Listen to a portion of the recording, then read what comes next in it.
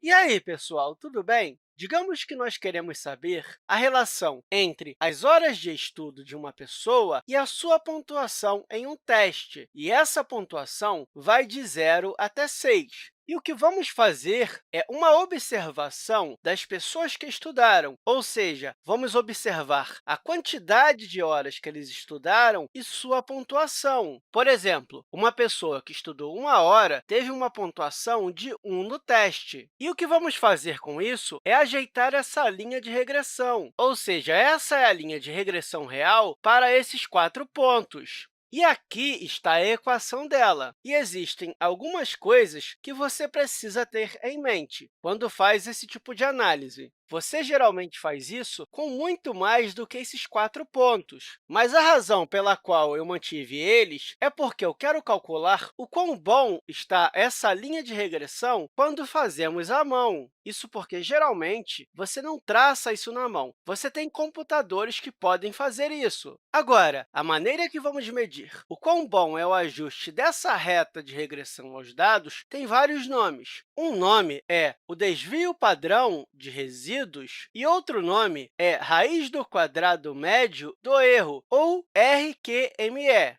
Às vezes também é chamado de erro quadrático médio. Então, o que vamos fazer é calcular o resíduo para cada um desses pontos.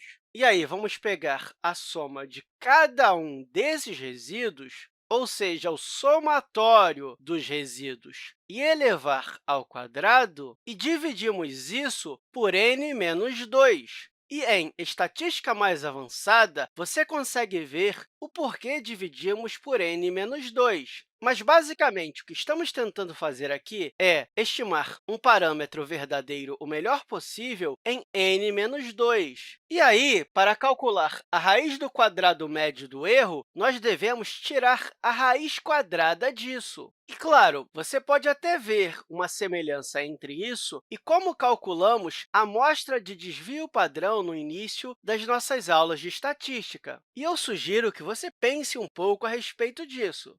Vamos ver, de fato, o que acontece. E, para isso, eu vou colocar uma tabela aqui com o valor de x, o valor de y, o valor na nossa função e também o residual ao quadrado, ou seja, o nosso y real menos o nosso y estimado para o valor de x ao quadrado. Então, isso ao quadrado, e depois vamos somar todos esses valores e dividir por n menos 2 e tirar a raiz quadrada. E vamos começar por esse ponto aqui, que é o ponto 1, 1, e vamos substituir na nossa função 2,5 vezes 1 menos 2, que é igual a 2,5 menos 2, que é igual a 0,5. E o nosso residual vai ser igual a y, que é 1, menos 0,5 ao quadrado, que vai ser igual a 1 menos 0,5. E elevando ao quadrado, vai ser igual a 0,25. E agora, fazendo para esse ponto, que é o ponto 2, 2, nós vamos ficar com 2,5 vezes 2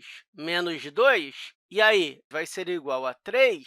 E aqui vamos ficar com 2 menos 3 ao quadrado, que vai ser igual a 1. Agora, para esse ponto, que é o ponto 2, 3, vamos ficar com 2,5 vezes 2 menos 2, que também é igual a 3.